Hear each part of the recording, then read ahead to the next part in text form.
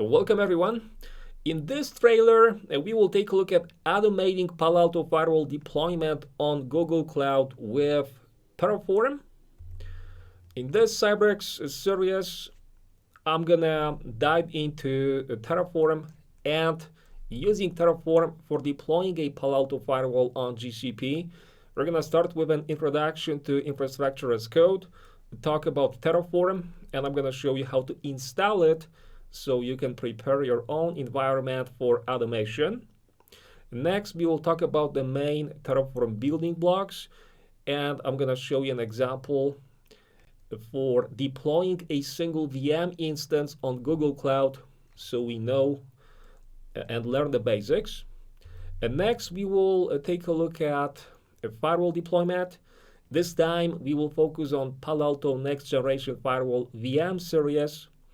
I'm gonna show you how to prepare a Google Cloud, a network infrastructure for the deployment, and then you will see how to use Terraform to deploy a Palo Alto Next Generation VM Series Firewall on Google Cloud. I hope you guys join me in this series, and thanks for watching.